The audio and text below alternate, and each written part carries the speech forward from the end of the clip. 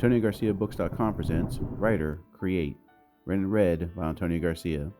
Become a patron on Patreon to see the behind-the-scenes video of the Short Story Podcast. Please remember to take a moment to subscribe to my YouTube channel. Every new subscriber will get a shout-out on an upcoming episode. As Stephon walked down the cobblestone street of the small town where he lived, he couldn't help but marvel at the simplistic beauty of it all.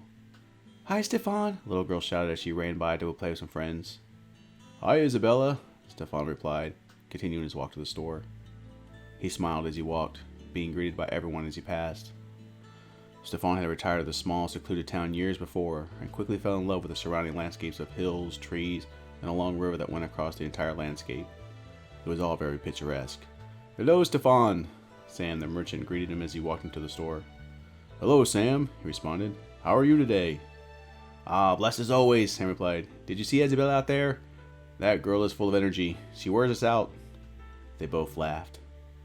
Sam was an interesting character. Immigrated from Iceland, but made his home here in the States as a merchantman in a small store. Stephon loved everyone in town. He knew the better that he had known everyone else in his life. He had known a lot about his other friends throughout his life, but there were always parts of their lives that was hidden. That wasn't the case in this town. Stephon knew every aspect of their lives, which made them even more endearing to him. He felt a sense of protection over them, like a parent over their children. Isabella was by far his favorite. She was so full of life, energy, and beauty. She had become a true representation of how people should be. Stephon talked to Sam as Sam collected the items that Stephon requested. Sam talked about his wife Rebecca and how happy they were with their lives there. He collected his things, said his goodbyes, and left the store. The sun was shining as bright as it did every day. He couldn't have picked a better place to retire. Back at the house, he put down his supplies and then almost immediately collapsed. Darkness overcame him, and when he opened his eyes, he saw that it was now nighttime. He stood up and felt a tightness in his chest. He knew he was getting closer to death, but he hadn't realized how close he truly was.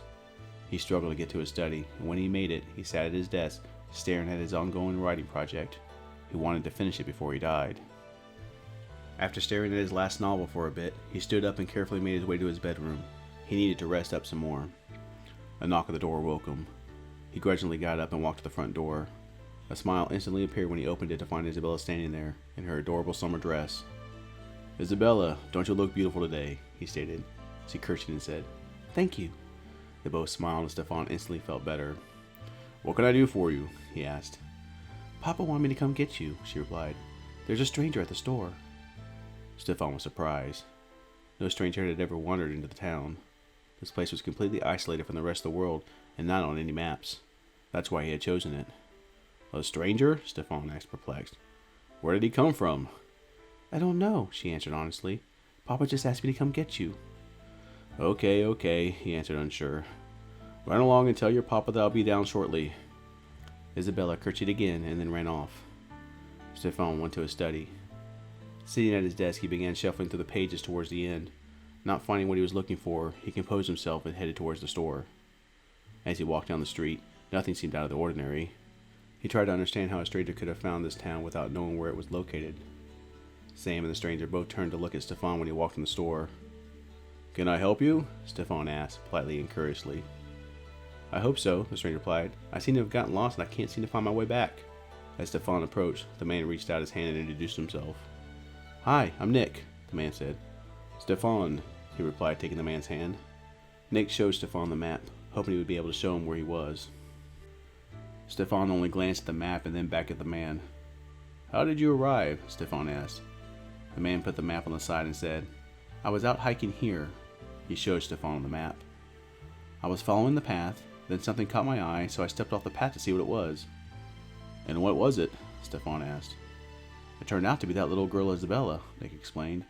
"I called out to her, but she must not have heard me. I followed her to see where she had come from. I thought she might be lost. There isn't any home or businesses out here, so I was wondering how she had gotten so far out here. I didn't hear or see any parents with her. I tried to keep up with her, but she was too fast. I was carrying all my camping equipment.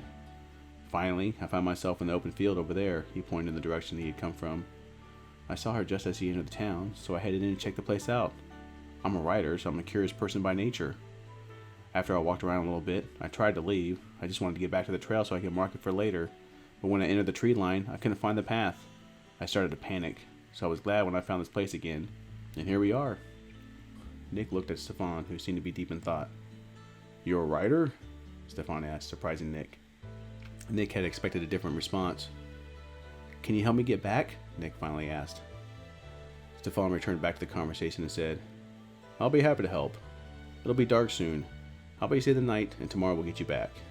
Nick was obviously confused. It was a bright sunny day outside, but when Nick turned to confirm that, he could now see it was dusk. He looked at his watch, and it confirmed that it was indeed early evening, though he couldn't think how he hadn't noticed the time slip away. I'd be happy to host a fellow writer at my home, Stephon said. You write too? Nick asked. I do, Stephon answered. I wrote a half-dozen novels before I retired. What's your pen name? Nick asked. My pen name is my real name, Stephon Alexander, Stephon stated. What? Nick asked, excited. I read all your work.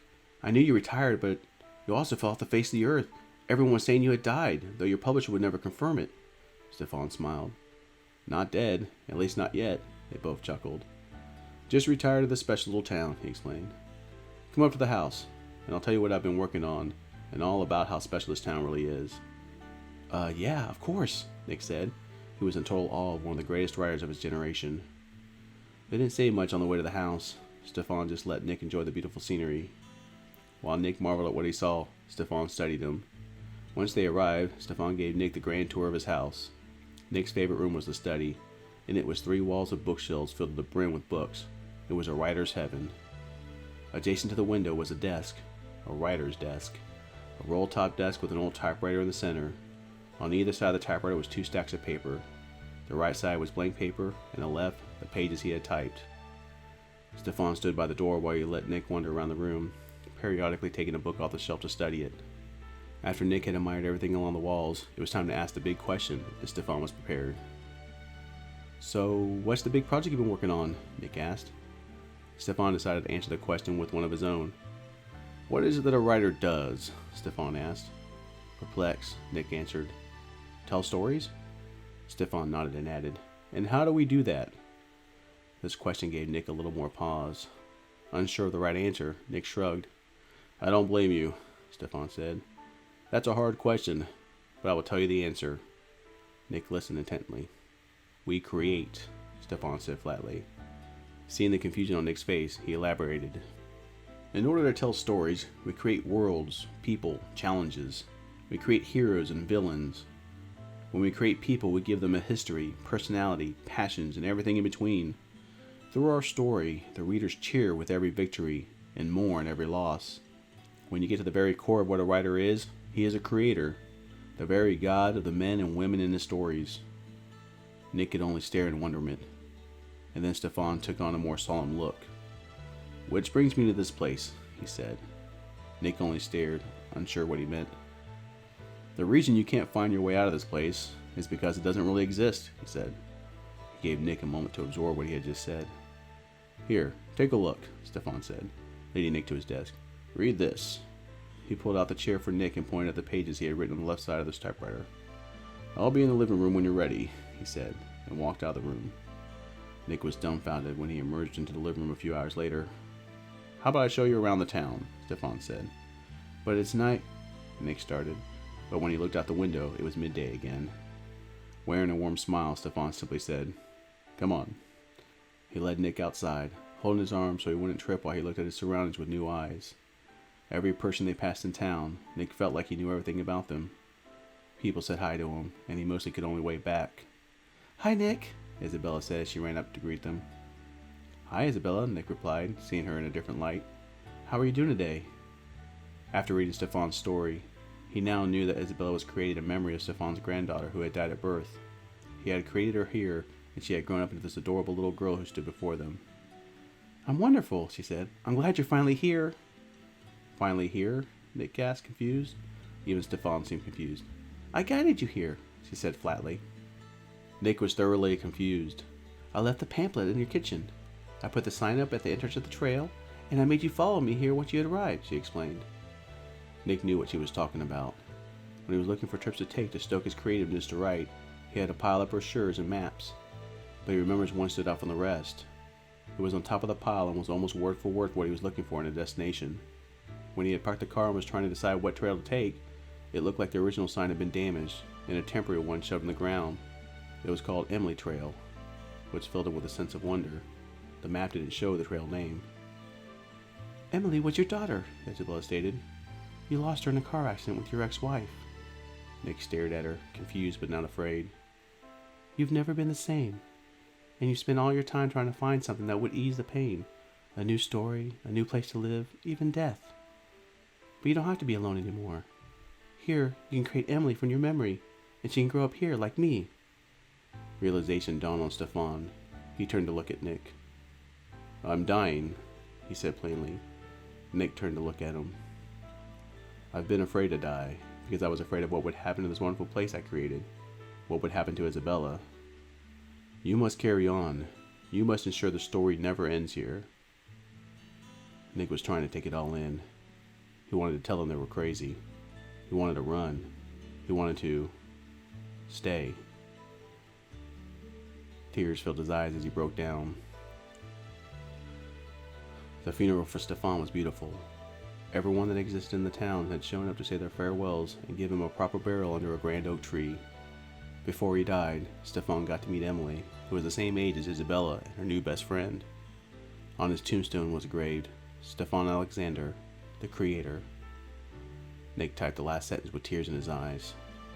Satisfied with the ending, he stood up, took a moment to watch Emily and Isabella playing outside the window, and walked out of the study to enjoy every minute of the rest of his life with them. I hope you enjoyed this reading of my short story, Write or Create. Become a patron on Patreon to see the behind-the-scenes video of the Short Story Podcast. Please remember to take a moment to subscribe to my YouTube channel. Every new subscriber will get a shout-out on an upcoming episode. These Short Story Podcasts are uploaded every week to YouTube, Spotify, SoundCloud, iTunes, Instagram, IGTV, Patreon, and my website, AntonioGarciaBooks.com. There you can also order a signed copy of my mystery novel, Sins of the Fathers, and pre-order my upcoming fantasy novel, Black Knight. You can show your support by becoming a patron on Patreon. Follow me on Goodreads, Facebook, YouTube, Spotify, SoundCloud, iTunes, and Spreaker, all of which are listed on my website. Again, I hope you enjoyed the short story and you join me again next week.